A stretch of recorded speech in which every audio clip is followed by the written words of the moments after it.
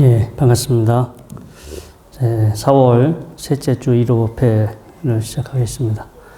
원래 오늘은 정수 스님께서 설법을 하셔야 되는데, 이 서울 주교사에 이제 사회국장을 맡고 계셔서, 사실 개인적으로 시간 내기가 이렇게 쉽지가 않아요. 또 중단에 큰 행사가 있어서 오늘 법회는 또 제가 대신하도록 하겠습니다. 우리 이제 부처님 당시에 여러 훌륭하신 제자 스님들이 많이 계신데, 비구 스님들도 계시고, 또 여러 비구니 스님, 여자 스님들도 많이 계십니다. 이제 남방에서는, 남방 불교 국가에서 이제 이렇게 어르신, 우리가 한국에서는 큰 스님이라고 하는데, 이제 저쪽에 동남아시아 국가에서는 테라라고 해요. 테라.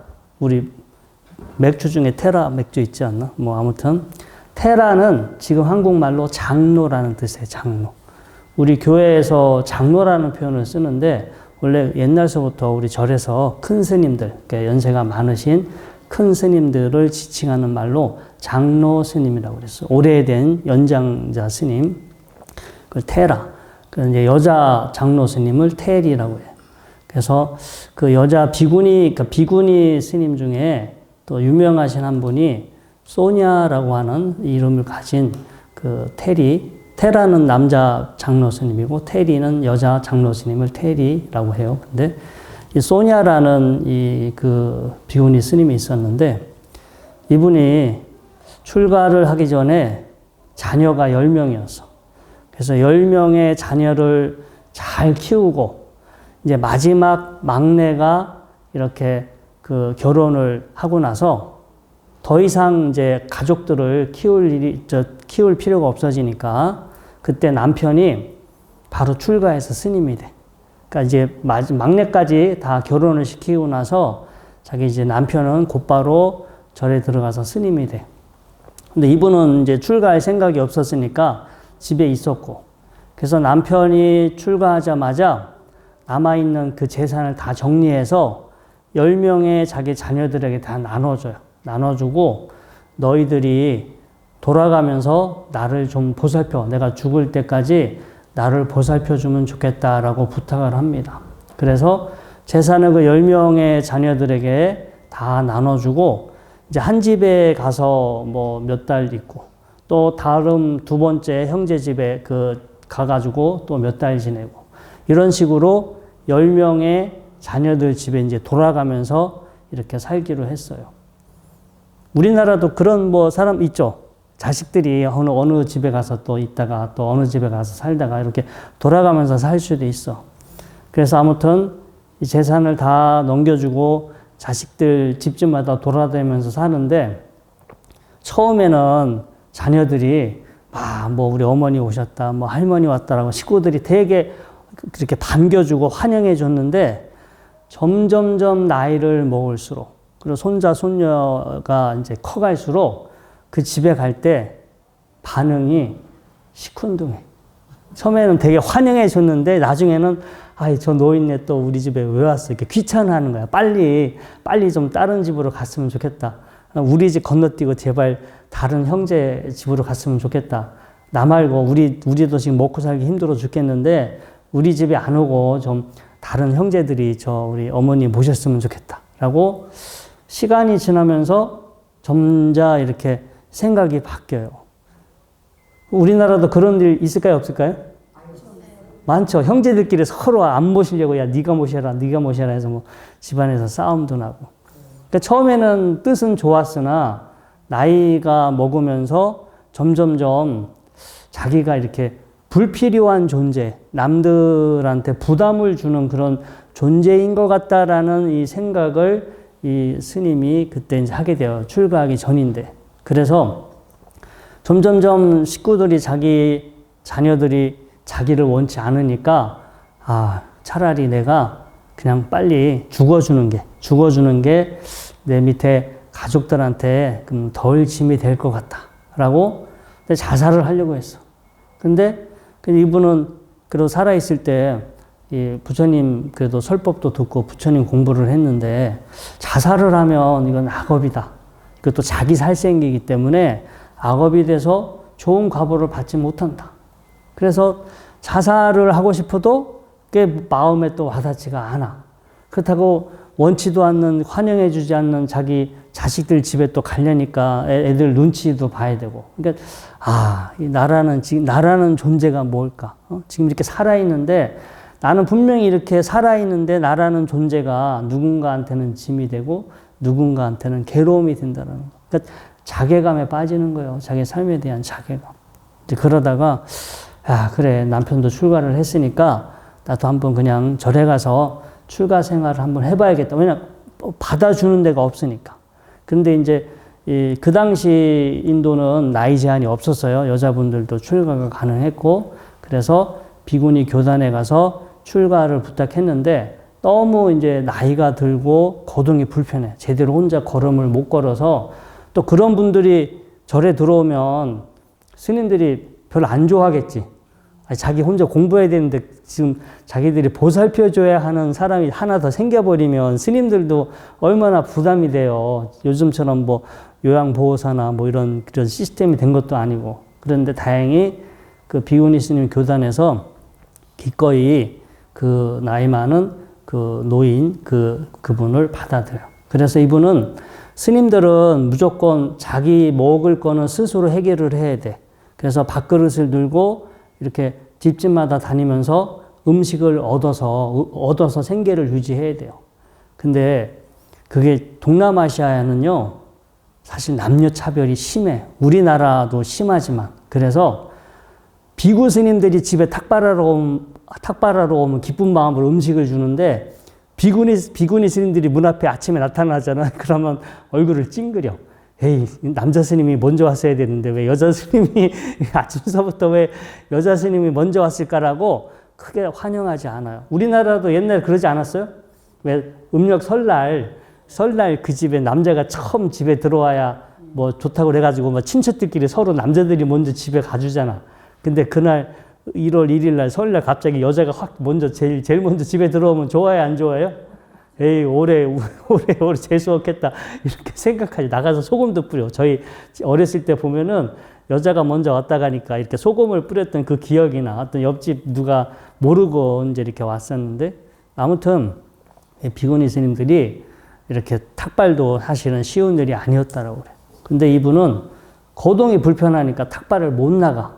그래서 다른 스님이 이분의 그 양까지 같이 또 탁발을 해다 드려야 되고, 이분은 다른 스님들을 위해서 그냥 절에 남아서 물을 끓이는 거. 왜냐면 오래 걷지를 못하니까 그 절에 스님들이 모여 사는 승원에 있으면서 이렇게 물을 끓이는 일만 했어요. 그런데 그렇게 이제 절 생활을 했는데 이분이 약간 좀 총명했던 것 같아. 눈치도 빠르고. 그런데 자기가 절에서 살면서 생각을 해보니까 내가 아무래도 죽을 날이 얼마 안 남은 것 같아. 내가 이렇게 아무리 절에서 살아도 언젠가는 내가 죽을 거고. 그런데 내가 이렇게 출가를 했으면 한번 제대로 수행을 해야 되는데 내가 살아 있을 수 있는 날도 얼마 되지 안 되고. 그래서 남아있는 이 시간을 내가 차라리 열심히 수행을 해서 수행하다 차라리 죽는 게 낫겠다. 그냥 죽는 것보다 열심히 수행을 하다가 죽으면, 우리 저 바깥에 계신 분 들어오시라고 그러죠. 구경하러 오신 분들. 들어오시라고 그래요. 안에서 구경 좀 하시라고. 네.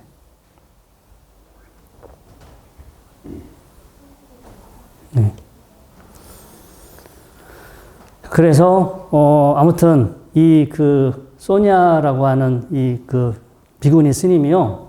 이제 걸을 수가 없으니까, 이렇게, 그때는 이렇게 휠체어나 이런 게 없었어요. 이렇게 간신히 서서 담벼락 있잖아요.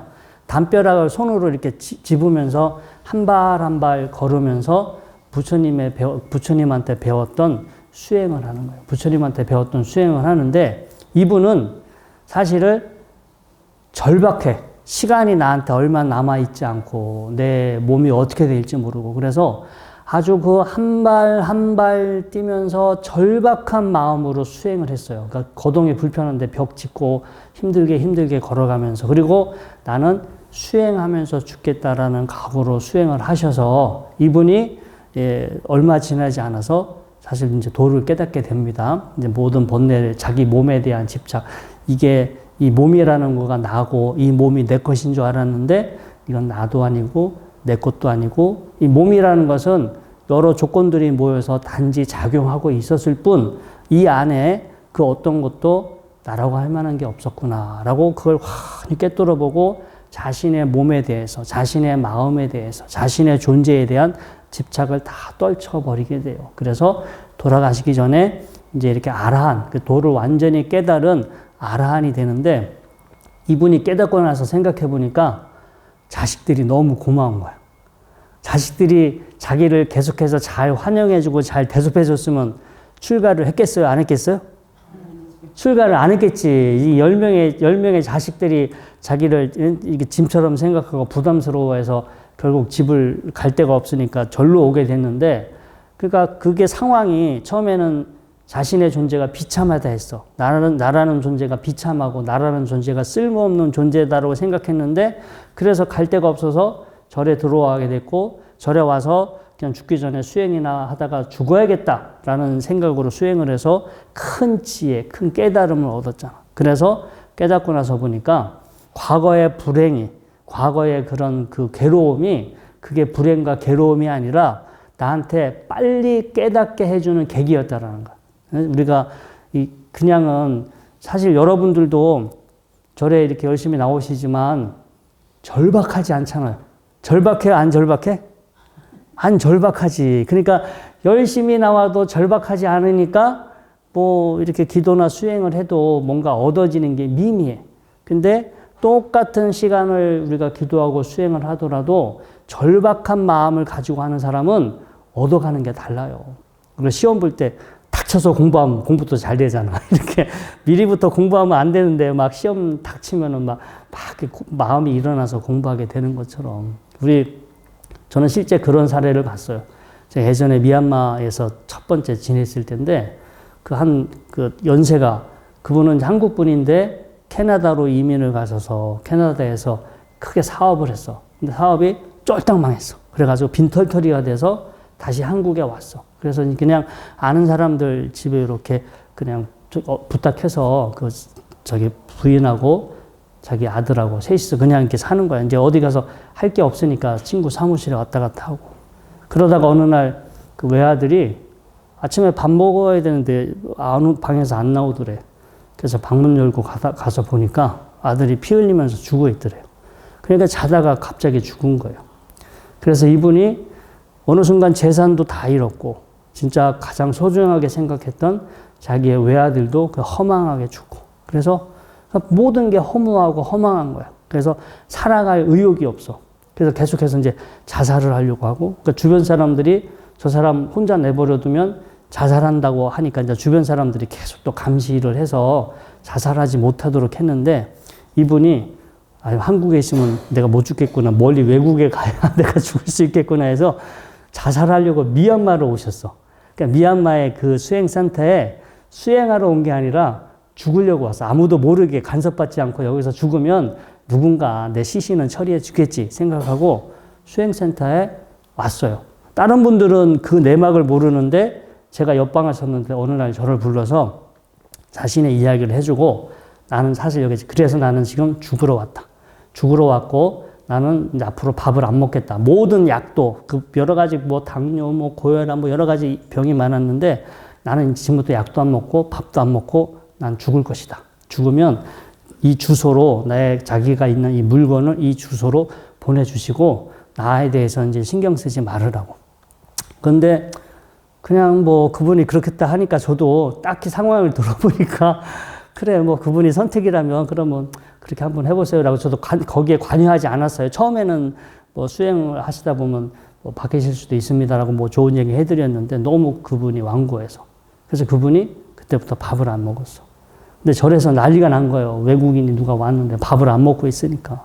그래서 막 밥을 먹으라고 야단을 쳐도 이분은 내가 지금 몸이 컨디션이 안 좋아서 잠시 이제 단식을 하겠다고 얘기를 하고 밥을 안 먹었어. 근데 밥을 안 먹은 지 거의 2주가 됐거든요. 거의 쓰러지기 직전까지 갔는데 신기하게요. 딱 2주가 됐을 때 이분이 가지고 있던 병이 다 사라졌어. 그냥 죽으려고 그분은 수행을 한 게 아니라 그냥 여기서 빨리 죽었으면 좋겠다. 빨리 죽었으면 좋겠다. 매일 죽음을 기다리고 있었을 뿐인데 그냥 어느 순간 그 배고프고 힘들고 이런 고통을 참았잖아요. 그 고통을 참으면서 우리 옛날에 고기 끊는다는 말 있잖아. 어르신들 그때 말 그대로 그렇게 된 거야. 근데 뭐 자기가 앓았던 병이 다 사라졌어. 그 약을 그동안 안 먹었잖아요. 빨리 죽으려고. 뭐 죽을 사람이 약 먹을 필요 없으니까 그동안 약을 안 먹고 그냥 밥도 안 먹고 기다렸는데 2주 후에 이렇게 병도 다 사라지고요. 그리고 무언가 이렇게 되게 엄청나게 식이 맑아졌어. 결국은 그 절에서 쫓겨났어요. 계속 밥을 안 먹고. 그래서 쫓겨나긴 했는데 이분이 태국에 가서 아주 건강하게 행복하게 살아. 그 이후로 이렇게 확 바뀌었어요. 막 신심이 생기고 기쁨이 생기고 몸에 활력이 생겨서 이제 태국에서 이제 다시 스님이 돼서 거기서 이제 제2의 인생을 잘 살고 있지. 어쩌면 이제 나중에 한국에 와서 제가 한 두 번 뵙기도 했는데 그분도 사실은 그 출가하기 이전까지의 삶은 괴롭고 힘들었잖아. 힘들었지만 어떻게든지 뭘 도를 깨달으려고 한 건 아니었으나, 아무튼 절에서 나름 그래서 이렇게 막 수행하면서 자신의 이제 인생을 마무리하려고 그렇게 작정을 하고 수행을 했다가 이분도 그렇게 뭔가 아주 그 큰 긍정적인 변화를 겪으시게 됩니다. 근데 우리가 기도나 수행을 하게 되면 세상을 바라보는 태도가 달라지는 거예요. 기도나 수행은 훈련이야. 세상을, 그분들도 아까 말한 소냐 비군이나 아까 말한 그 미얀마의 그 스님도 이미 그 전에 사건을 통해서 자신과 자신의 삶을 바라보는 시각이 달라져서 세상을 바라보는 눈, 태도가 달라졌기 때문에 어느 정도 버릴 거 다 버리고 포기할 거 버리고 포기할 거 포기하고 뭔가 이렇게 좀 정리가 된 상태에서 수행을 하셨잖아요. 그러면서 이렇게 수행하면서 바라보는 이 공부를 하셨고 또 세상을 바라보는, 자신과 세상을 바라보는 태도가 달라졌기 때문에 주변에, 사실은 그 주변에 변한 것은 없을 수도 있으나 변한 거는 자신이 바라보는 태도, 자신이 바라보는 눈이 달라져서 똑같은 현실이지만 바라보는 눈이 달라지면 괴로움이 어느 순간 더 이상 괴로움이 되지 않을 수 있다는 거예요. 그러니까 여러분들이 기도를 통해서 빨리 내가 원하는 일이 이루어져서 내가 원하는 거가 성취가 돼서 내가 좀 괴롭지 않았으면 좋겠다. 이것도 여러분들이 괴롭지 않을 수 있는 방법이지만 여러분들이 부처님이 가르쳐 주신 지혜롭게, 정말 지혜로운 눈으로 자신의 몸과 마음을 보고 나의 삶을 보고 내가 살고 있는 세상을 지혜롭게 바라보려고 노력하시다 보면 그동안 여러분들이 알아차리지 못했던, 여러분들의 습관과 무명에 가리워져서 알아차리지 못했던 많은 좋은 진리와 같은 사실들이 여러분들을 이렇게 보게 되고, 그런 걸 보고 알게 됐을 때 여러분들 마음의 무게도 훨씬 더 가벼워지고요. 마음의 그 무게감이 가벼워지니까 세상이 훨씬 더 활기차고 행복하게 이제 여러분들한테 여겨지게 되겠죠. 그러면 또 몸도 건강해지고 마음도 건강해지고 마음도 편안해지니까 하는 일도 더 잘 될 수 있고. 자, 아무튼 이렇게 바쁘신 와중에도 여러분도 오늘 기도도 오시고 이렇게 이런 법회에 참석하셨는데, 이렇게 기도하고 또 이렇게 공부하고 하는 것도 여러분들한테 큰 공덕이 되는 길입니다. 이런 공덕들이 쌓여서 여러분들한테 좋은 변화, 좋은 결과가 있으시기를 기원 드리겠습니다. 자, 오늘 일요법회는 이것으로 마치겠습니다.